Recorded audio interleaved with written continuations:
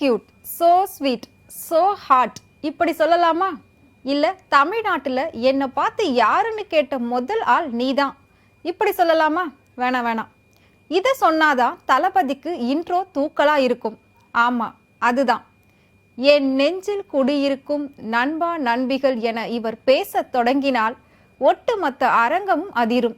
இவர் படம் வெளியாகிற அன்னைக்கு தமிழ்நாட்டில் எல்லா பண்டிகையும் ஒன்னா சேர்ந்து வரும். சூப்பர் ஸ்டார் ரஜினிகாந்துக்கு அப்புறம் தமிழ்நாட்டில் மிகப்பெரிய ரசிகர் பட்டாளத்தை இவர் தான் வச்சிருக்காரு.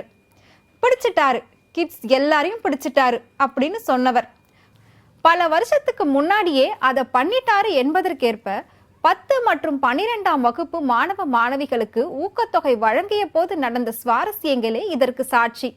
இவர் அரசியலுக்குத்தான் வரப்போறார், அதுக்காகத்தான் இப்படியெல்லாம் செய்யறாருன்னு பலரும் பல வகையில விமர்சனம் வச்சாலும் அந்த ஒட்டுமொத்த நிகழ்வு தமிழகம் ஃபுல்லாவே விஜயோட செயலை பாராட்டதான் செஞ்சது. எஸ்.ஏ. சந்திரசேகரின் மகன், அறிமுக நடிகர், இளைய தளபதி தளபதி என விஜயின் சினிமா வாழ்க்கை கண்ட ஏற்ற இறக்கங்கள் ஏராளம். அதை பத்தி சொல்ல நான் ரெடிதான், நீங்க ரெடியா? நாளைக்கு தீர்ப்பு படம் வெளியான சமயம் அது. அந்த படத்தை பார்த்து இதெல்லாம் ஒரு மூஞ்சியா, யார் ரசிப்பார்கள் இத அப்படின்னு திட்டி எழுதிச்சு ஒரு பத்திரிகை. தொடக்கத்துல பல அவமானங்களை சந்திக்க வேண்டி இருந்துச்சு. தன்னை நிரூபிக்க வேண்டிய இடத்திற்கு அவர் தள்ளப்பட்டார். உழைத்தார் உழைத்தார் உழைத்து கொண்டே இருக்கிறார். எந்த விமர்சனங்களையும் பொருட்படுத்தாமல் ஓடுகின்றன அவரது கால்கள். இளைப்பாறல் இல்லாத அவரது ஓட்டம்தான் தமிழ் சினிமாவில் அழியாத அடையாளத்தை பெற்றுக் கொடுத்துள்ளது. The name is Vijay. விஜயின் பில்மோகிராஃபியை எடுத்து பார்த்தால் அவரது ஆரம்ப கால படங்கள் அனைத்தும் காதல் காமெடி கதைக்களங்களை அடிப்படையாக கொண்டே இருக்கும். செந்தூர பாண்டி, ரசிகன், ராஜாவின் பார்வையிலே, சந்திரலேகா, கோயம்புத்தூர் மாப்பிள்ளை என வரிசை கட்டிக்கொண்டே போகலாம். அந்த சமயத்தில் தான் முழுக்க முழுக்க ஒரு காதல் கதை கொண்ட படமாக அவருக்கு வந்து சேர்ந்தது பூவே உனக்காக. ஆம், ஒரு தலை காதலர்களுக்கு அது ஒரு அருமருந்து. விஜய் கரியர்லேயே அவருக்கு பாராட்டையும் புகழையும் ஈட்டி கொடுத்த ஃபேமிலி ஆடியன்ஸ்களையும் அவரை நோக்கி ஈர்த்த படம் பூவே உனக்காக. இன்றும் தொலைக்காட்சியில் ஒளிபரப்பானால் அந்த படத்தை ஆர்வத்துடன் பார்க்கும் கூட்டம் இல்லாமல் இல்லை. மிக சிலருக்கு மட்டுமே இப்படி அமையும். மனதில் நின்ற காதலியே மனைவியாக வரும்போது சோகம் கூட சுகமாகும் அப்படின்னு ஃபங்கு வச்சு கொண்டு கிளீன் ஷேவில் மேல் பட்டன் போடாமல் விஜய் பாடும் அந்த பாடலுக்கு இன்றும் ரசிகர்கள் ஏராளம். அடுத்தடுத்து காலமெல்லாம் காத்திருப்பேன், லவ் டுடே, நினைத்தேன் வந்தாய் போன்ற காதல் படங்களால் தன் கரியரை கட்டமைத்தார் விஜய். அஜித்துக்கு ஒரு காதல் கோட்டையை போல விஜய்க்கு ஒரு காதலுக்கு மரியாதை. அதே போல துள்ளாத மனமும் துள்ளும், என்றென்றும் காதல் என ஒரே காதல் படமாக இறக்கி தள்ளினார். இதில் பெரும்பாலான படங்கள் விஜய்க்கு கை கொடுத்து ஃபேமிலி யூத் ஆடியன்ஸ்களையும் அவரை நோக்கி திரண்டனர். நடுநடுவே ஒன்ஸ் மோர், மின்சார கண்ணா போன்ற காமெடியாலும் வெகுஜன மக்களை ஈர்த்தார் நடிகர் விஜய்.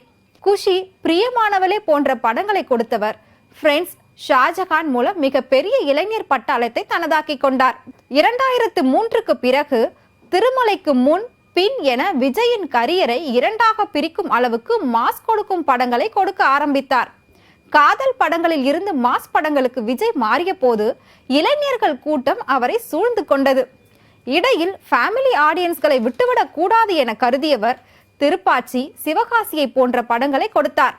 ஒரே மாதிரியான படங்களைத்தான் தேர்வு செய்து நடிப்பதற்கு முற்றுப்புள்ளி போட்டது நண்பன்.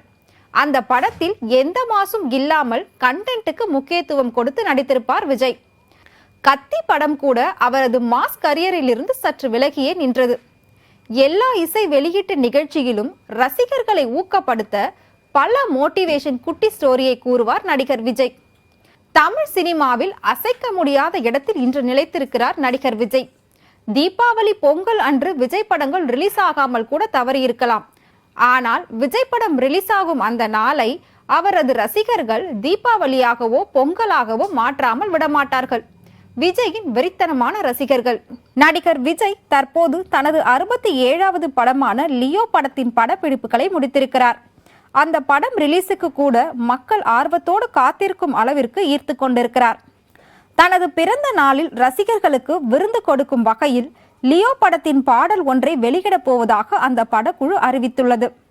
சினிமா துறையில் மட்டும் இல்லாமல் விஜய் மக்கள் இயக்கம் ஆரம்பித்து அதன் மூலம் பொதுமக்களுக்கு பல உதவிகளை பல நேரங்களில் நேரில் சென்று வழங்கி வருகிறார்.